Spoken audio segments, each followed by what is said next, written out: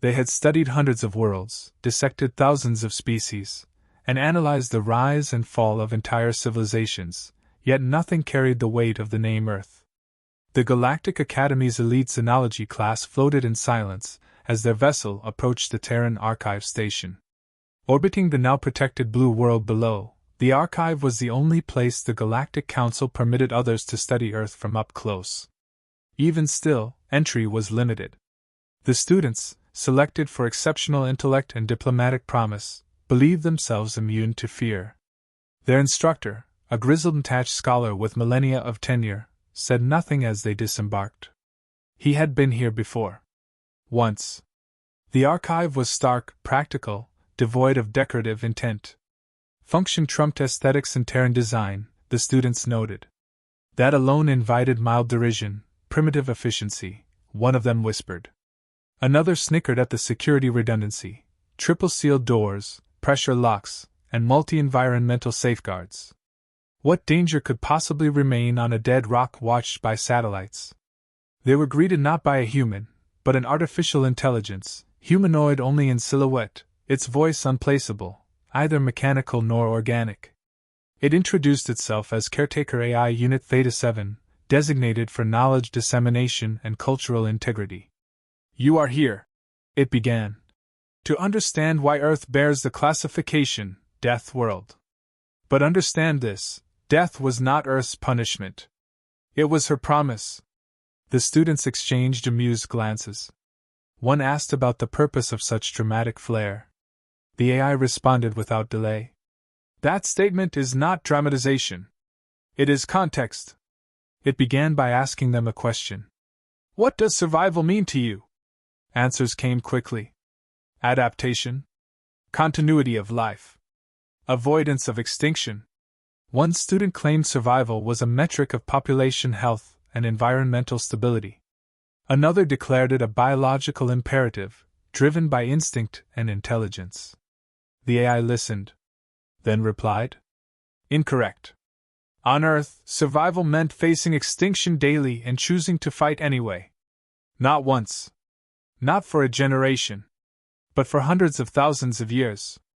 It activated a projection, showing a visual sphere labeled Global Mortality Data, Terran Epoch 0 to Collapse Threshold.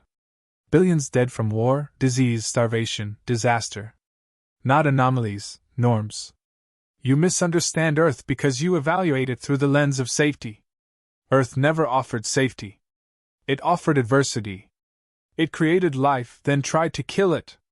Daily. The AI displayed temperature graphs showing rapid climate shifts, seismic activity maps spanning entire continents, virus mutation cycles that overwhelmed medicine, atmospheric phenomena with lethal outcomes. The students watched hurricanes the size of moons, droughts that lasted decades, volcanic winters that erased nations. One of the younger students, from a planet where natural disasters were theoretical history, looked nauseous. "Was this pre-technological?" another asked, searching for logic. "Surely civilization stabilized conditions?" The AI answered with brutal precision. "No. Civilization was not an escape. It was a gamble. When humans built homes, Earth moved the ground beneath them. When they created crops, plagues followed. When they carved roads, the skies drowned them." It played a brief log of an early Terran settlement where a single tectonic shift erased thousands. Then another, centuries later, where cities fell to firestorms. Yet each time, the survivors rebuilt. "They didn't leave?" asked a student. "They couldn't," the AI said. "And more importantly, they didn't want to. Earth forged a mindset. Comfort was weakness. Complacency was death. Risk was living." The students grew quiet. For beings evolved on stable, resource-rich worlds, the concept of constant existential resistance was alien. The AI continued. "Human biology tells part of the story. Their immune systems were hypersensitive. Their muscle fibers adapted to exertion and injury. Even their brains developed resilience to trauma. But this was not enough. What made humans dangerous was not what they were, but what they believed." It played a quote, not from a soldier or leader, but an unknown Terran survivor, **. The world breaks everyone. Some grow strong at the broken places. Asterisk. Human mythology, religion, art, across cultures and epochs, centered on suffering, perseverance, and rising after defeat. Entire philosophies were built around enduring pain without losing identity. The students, who had once dismissed the Deathworld label as hyperbole, now sat still, not from awe, but from an unfamiliar feeling creeping in, dread. The AI asked again, "What does survival mean?" No one answered. A final image was displayed: Earth from orbit, surrounded by black, its surface scarred, its clouds swirling violently. Earth did not create victims. It created fighters. And it did so without apology. You are here not to pity them. You are here to understand why they are the only species in this galaxy that had to earn their existence every day.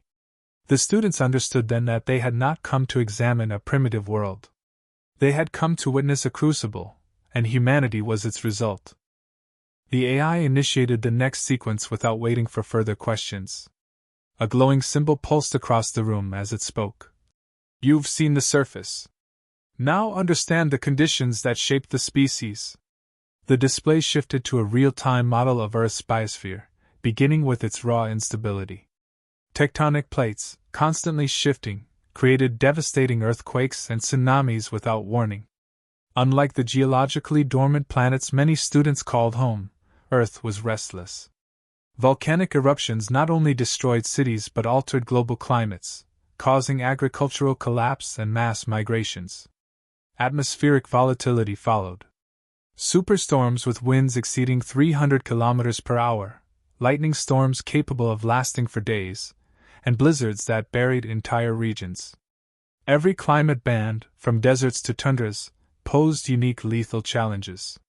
No continent was spared. Even the equatorial zones, where life usually flourished, were breeding grounds for parasites and tropical diseases. Malaria, dengue, and countless others evolved faster than human immunity or medicine could contain. The planet's magnetic field occasionally weakened, allowing higher doses of solar radiation to strike the surface. This increased mutation rates and led to several near-extinction genetic bottlenecks. The AI paused on one period known as the Toba catastrophe. A supervolcanic event reduced the global human population to under 10,000. Genetic data confirmed it. Humanity, nearly wiped out, somehow rebounded. A single volcanic winter had almost ended an entire species, yet they endured again. Biological threats were then catalogued. Earth's ecosystem was not just competitive, it was hostile. Predators ranged from apex hunters to microscopic parasites. Jaguars that could silently stalk and kill in seconds. Venomous snakes evolved to kill in minutes. Arachnids with neurotoxins potent enough to stop multiple organ systems. Insects that swarmed and devoured biomass. Marine creatures with chemical camouflage and lethal speed. The AI emphasized that humans were not apex predators by birth, but by ingenuity. They learned to outthink, not outfight. Their dominance wasn't natural, it was earned through relentless adaptation and technological development. Even herbivores were dangerous. Hippopotamuses, moose, elephants, all capable of killing with a single strike. The students were particularly shaken when the AI detailed the frequency of animal attacks on early settlements, and even modern cities. No environmental sector was entirely safe. Forests, plains, mountains, oceans, skies, each held unique death profiles. The level of biodiversity on Earth was unrivaled in known space, but so was its lethality. The more life Earth produced, the more it seemed to test the limits of survival. Pathogens were next. Unlike most planets where diseases evolve slowly and remain contained, Earth's bacteria and viruses mutated rapidly, spreading across populations with little warning. Plagues repeatedly ravaged human civilization: smallpox, influenza, cholera, HIV, COVID-19. These outbreaks were not only devastating in mortality, but also in the psychological toll they exacted. Families were separated. Nations collapsed. Cultures died. And still, humans developed vaccines, treatments, and learned to adapt their behavior. Isolation, sanitation, and cooperation were social inventions born from biological crisis. The AI then introduced a concept foreign to most students: invisible danger. Radiation from the sun. Microparticles in the air. Heavy metals in soil and water. Carcinogens, substances that gradually killed without visible wounds. Humans discovered these killers only after generations had suffered. They then invented instruments to detect the unseen, warning systems to predict the unpredictable, and protocols to minimize damage. Entire branches of science existed solely to survive Earth's hazards. That alone, the AI said, was evidence of how reactive and forward-thinking humans became. Their intelligence had evolved as a response, not a luxury. Natural disasters alone did not explain Earth's hostility. It was the convergence of threats, simultaneous firestorms, floods, and epidemics, that made Earth unique. During one notable century, humans faced 2 world wars, a global economic collapse, a planet-wide pandemic, nuclear accidents, and multiple environmental crises, and still expanded their presence into orbit. This level of stress exposure would have fractured most species, biologically and socially. Humanity hardened under pressure instead. One student asked if Earth had ever stabilized. The AI answered definitively, "No. Earth's nature is entropy. Stability is an illusion. Preparation is survival." It detailed how human cities were built with redundancies, warning systems, evacuation plans, medical triage networks. Every human civilization that lasted developed a cultural expectation of disaster. A final comparative metric was displayed: Earth had more recorded extinction events, both natural and anthropogenic, than any other catalogued habitable world. Yet humans had never been fully extinguished. Every time nature reset the world's balance, humans reappeared stronger, smarter, more coordinated. The students sat in stunned silence, no longer questioning Earth's classification. They began to realize that calling it a death world wasn't sensational, it was scientific. It wasn't just a place where survival was hard. It was a place that tested survival's meaning.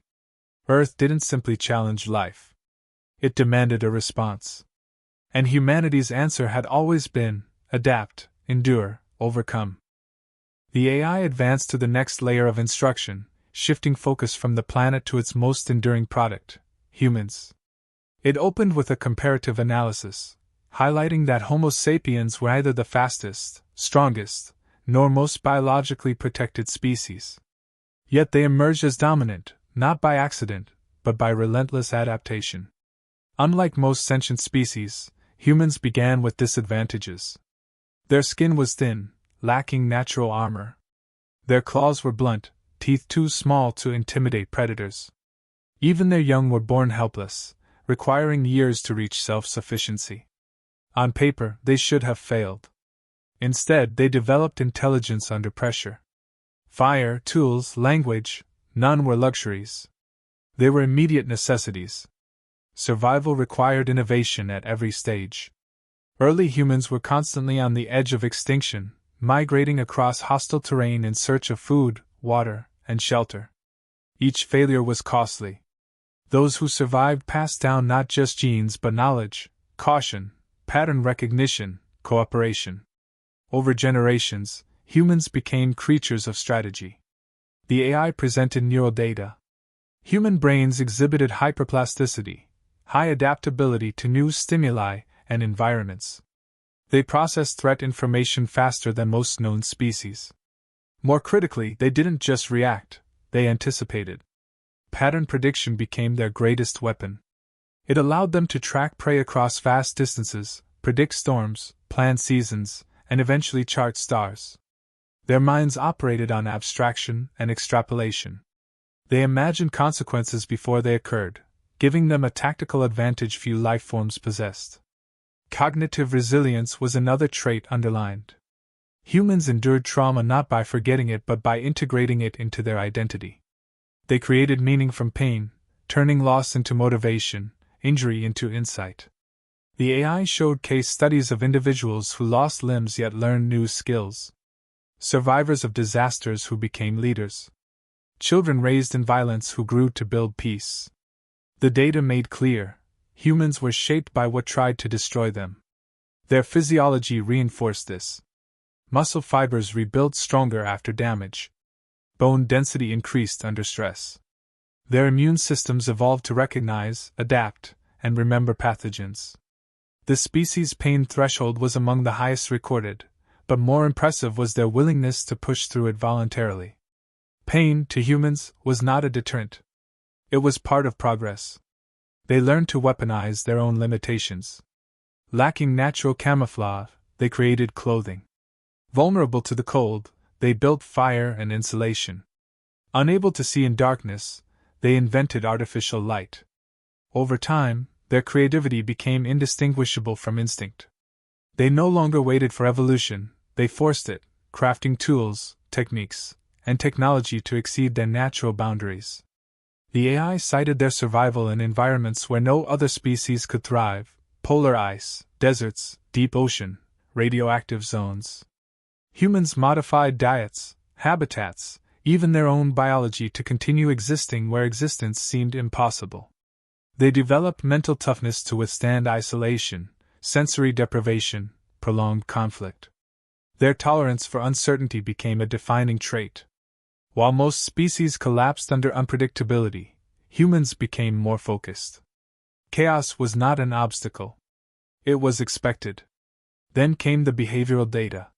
Humans operated on layered social systems: family, tribe, city, nation, species, each capable of overlapping and conflicting, yet they still functioned. No other species tolerated such internal variance while maintaining cooperation. Disagreement was part of their growth. Debate, challenge, resistance, these were not signs of collapse but mechanisms for course correction. Crucially, humans were not solitary survivors. Their strength multiplied in groups. They developed shared memory through language, then through writing, and finally through data. One person's knowledge became communal inheritance. They improved over generations, using the failures of their ancestors as blueprints for future success. Mistakes were documented, studied, avoided. Progress was not linear, but it was intentional. Even under extreme pressure, they formed strategy. Soldiers under fire created coordinated responses. Scientists under resource collapse invented sustainable systems. Explorers lost in unknown terrains mapped routes home while starving. Human decision-making balanced logic and emotion, calculating risk while preserving moral frameworks. That duality allowed them to build empires without losing their humanity, and to destroy threats without forgetting compassion. The AI concluded this section with a stark reminder. Many species reached technological advancement. Many endured planetary hardship. But none did both with the intensity and speed of humanity. Earth didn't give them a chance to evolve slowly. It demanded performance under pressure from the first breath. Survival wasn't a choice. It was a condition. And humans didn't just survive, they redefined what surviving meant. They made struggle their teacher, pain their compass, and failure their fuel. They weren't forged in peace. They were carved from crisis, and in every era, they rose ready to face the next test. The AI's tone shifted. Cold analysis gave way to something deeper, almost reverent. It stated clearly that what made humans most extraordinary was not how they survived Earth, but who they chose to become despite it. Brutality had shaped them, but compassion had defined them. The data pivoted from biology to behavior, from reaction to intention.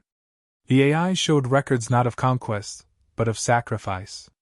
Across centuries, humans risked their lives for strangers, offered aid to former enemies, and rebuilt cities with those who once sought to destroy them. During famines, some gave away their last meals. During plagues, medics walked into infected zones, knowing they might not return. History overflowed with examples of individuals choosing empathy over safety. Patterns showed that even in the aftermath of devastation, humans created institutions of care: hospitals, shelters, sanctuaries. The archive played transmission logs from emergency events: a firefighter rushing into a collapsing building, a diver pulling children from floodwaters, a pilot guiding a burning aircraft away from populated areas. These were not exceptions. They were recurring. The AI labeled them as behavioral constants, proof of a species that valued lives beyond its own. It introduced the concept of pack bonding. Unlike most sentient beings who form selective bonds, humans extended emotional loyalty across species, even to non-living systems. They adopted animals that once hunted them. They wept over extinct species they never saw. They anthropomorphized machines, named ships, spoke to satellites, and mourned lost probes. Their empathy crossed boundaries that logic found difficult to explain. Their capacity for forgiveness was equally unmatched. Post-conflict, they didn't just sign treaties, they built friendships. Enemies became allies. Victims became leaders.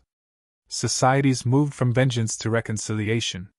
Documented examples showed how, after wars, humans created organizations to prevent future bloodshed, and even funded the recovery of those who had previously attacked them.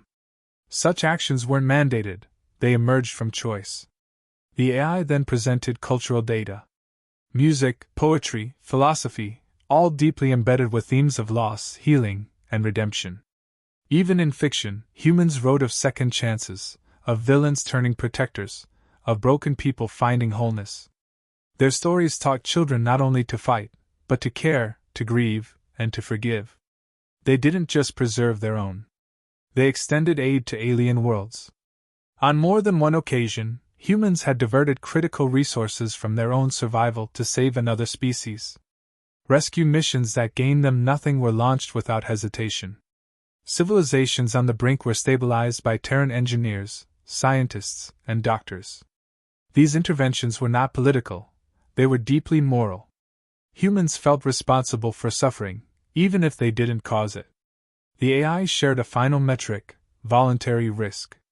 No other species had such high rates of individuals willingly entering danger zones without directive or compensation.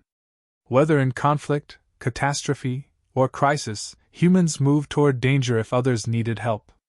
The pattern repeated across time, location, culture, and even belief systems. It was intrinsic. Their evolution made them capable of violence, but their choices proved otherwise. The AI emphasized that strength and mercy coexisted in their psychology.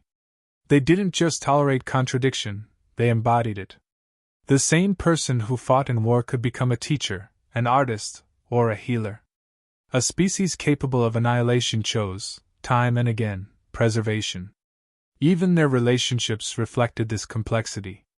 Bonds weren't based on efficiency or advantage but on emotional depth. They cared irrationally, fiercely, and permanently. They held on to grief, celebrated joy with intensity, and formed communities that acted like extended families. Their unity wasn't born of similarity, it thrived on diversity. They argued, disagreed, and clashed, but never stopped building together. The AI's final display in this section was a quiet compilation of first contact missions. In every instance, when humans met new species, their default posture was curiosity, not fear. They offered water, not weapons. Shared stories, not warnings. This wasn't strategic, it was instinctual. A need to connect that transcended evolutionary advantage. Humanity's greatest weapon, the AI concluded, was not their resilience or intellect, it was their decision to care despite a history that gave them every reason to close off. Earth made them capable of cruelty, but they answered with compassion. Their civilization was proof that empathy can thrive in chaos, and that kindness is not weakness, but the highest form of power. The AI opened the final archive. No warnings, no introductions, just records of humans beyond Earth. Each log revealed what textbooks couldn't explain. In every corner of the galaxy touched by their presence, humans had altered the course of events, not through domination, but through sheer unpredictability. They had saved dying worlds, brokered impossible peace, rebuilt civilizations left to rot. Not for conquest or gain, but because they believed someone had to. A data feed displayed incidents kept classified in most galactic files. One log described a human maintenance worker, stranded during a solar storm on an abandoned station. With no weapons, no backup, and a failing suit, he rerouted power manually to rescue a trapped alien research crew, at the cost of his own life. Another entry showed a human child on a crashed shuttlecraft keeping 5 alien juveniles alive by scavenging, boiling contaminated water, and using their own heat to prevent hypothermia. When found, the child had collapsed from exhaustion but smiled when asked why they didn't leave the others. They were scared, was the only answer. Another record involved a crippled starship spiraling toward a gas giant. The human pilot, half-conscious, reprogrammed navigation through pain-induced hallucinations. He couldn't save himself, but he saved the diplomats aboard. They were supposed to attend a peace summit. That summit ended a war. The pilot's name was later engraved in both species' historical monuments. He'd never heard of either before boarding the ship. These weren't legends. They were verifiable. Witnesses, footage, telemetry. The AI presented a disturbing pattern. When all other species withdrew, calculated risks, or collapsed under pressure, humans acted. Recklessly. Selflessly. And often successfully. They didn't wait for orders. They assessed and moved. Not because they thought they would survive, but because not acting was unthinkable. The AI explained that this wasn't cultural, it was cognitive. Humans accepted mortality as part of function. The goal was never avoidance of death but giving life purpose in the moment. Their decisions defied logical modeling because they weren't motivated by reward. They were moved by principles, duty, empathy, instinct. Many alien species had tried to understand the mechanism. None succeeded. Some labeled it insanity. Others called it soul. But the outcomes were consistent. Humanity's presence always altered the equation. Where equilibrium had failed, humans created it. Where systems broke, humans rebuilt from fragments. In unstable conditions, they introduced order. In dead zones, they revived hope. Even in politics, humans stood apart. Their diplomats weren't always the most refined, but they listened, de-escalated, empathized. They used shared struggle as a bridge. Foes often found themselves speaking longer, understanding deeper, and reconsidering positions just by being heard without judgment. Some of the most enduring peace treaties were negotiated by Terrans trained not in negotiation, but in survival psychology. They understood pain intimately. And because they knew pain, they could offer healing. The AI listed worlds once written off, scarred by war, left uninhabitable, forgotten. In every case, it was humans who returned. Their motivation? A sense of unfinished responsibility. They reclaimed barren moons, decontaminated atmospheres, restored native species, and built memorials. Not to display superiority, but to show someone remembered. Someone cared enough to return when no one else did. One alien student asked quietly, "What happens if humanity turns on us?" The AI's answer was swift and honest. "Then there is no survival." But it followed with a critical distinction. "Yet they haven't. Not because they lack power, but because they remember power without restraint. Earth taught them what unchecked strength does. That lesson never left them. Humans had fought their own extinction multiple times. They knew the weight of genocide, the scars of hatred, the cost of silence. That memory didn't harden them, it humbled them. It made them careful, strategic, protective. And when they pledged safety, it was absolute. The final display was not a statistic, but a silent sequence. Dozens of human-led efforts restoring what others destroyed. Carrying wounded enemies. Teaching abandoned children. Preserving species not their own. Then, one last quote appeared, spoken by a Terran explorer after a failed rescue that still saved a life. "We're not here to survive. We're here to matter." The archive closed. The students, once dismissive, left without a word. They arrived expecting to study anomalies. They departed having witnessed the standard by which survival, empathy, and strength would now be measured. Earth had been a crucible. Humanity was its answer. And now the galaxy knew what it meant when a death world raised not monsters, but protectors.